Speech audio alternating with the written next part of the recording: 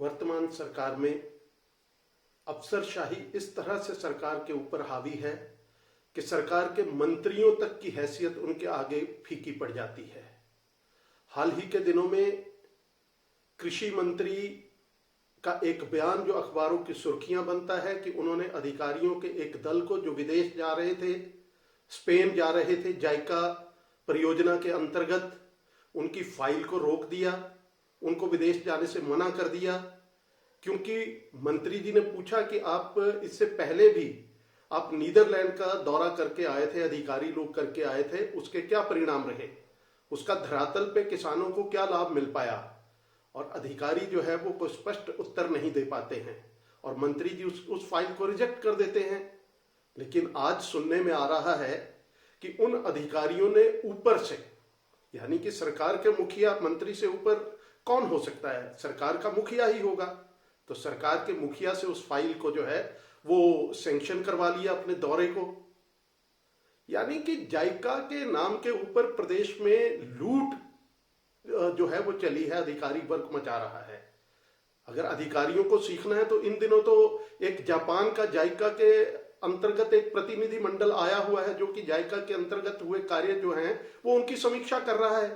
अधिकारी उनसे भी सीख सकते हैं जिस देश ने इस प्रोजेक्ट को दिया है।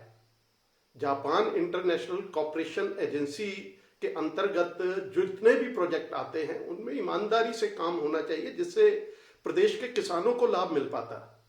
अब लगभग 1010 करोड़ रुपए की ये परियोजना जो कि 2021 में भारतीय जनता पार्टी की जयराम ठाकुर जी के नेतृत्व वाली सरकार में लाया गया था। 2029 तक ये प्रोजेक्ट चलना है। इसका संचालन जो है वो हिमाचल प्रदेश कृषि विकास समिति की गवर्निंग बोर्ड करता है। तो ये सरकार किस दिशा में जा रही है और अधिकारी कौन जा रहे हैं इसमें? प्रदेश के secretary agriculture, director agriculture, project director, एक सीनियर कंसल्टेंट जो कि सरकार के मुखिया के विधानसभा क्षेत्र से संबंध रखते हैं।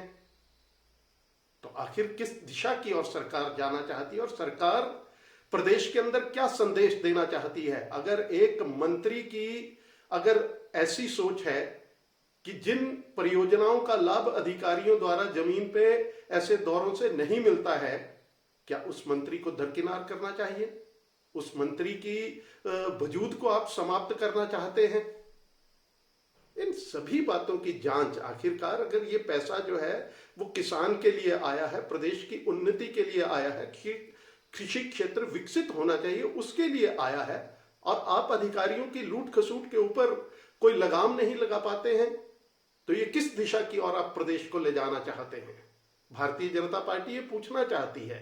आखिरकार अगर अधिकारियों ने ही प्रदेश चलाना है, अधिकारी ही आपके ऊपर हावी रहेंगे, तो इस प्रदेश में सरकार नाम की जरूरत भी क्या है फिर? इन सभी मामलों के ऊपर जो मामले उठ रहे हैं, जो अखबारों की सुर्खियां बने हैं, जो नीदरलैंड का दौरा करके जो अधिकारी प्रदेश को कोई लाभ नहीं पहुंचा पाए, वो स्पेन जाकर के क्या लाभ पहुंचाएंगे?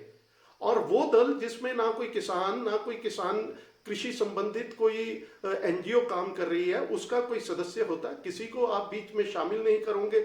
सरकारी पैसे के ऊपर लूट आपने मचाने का जो प्रयास अधिकारी करते हैं, उनके ऊपर सरकार किसी तरह का कोई लगाम नहीं लगा पा रही है। तो ये कैसा व्यवस्था परिवर्तन है, इस प्रदेश की जनता आपसे जानना चाहती है।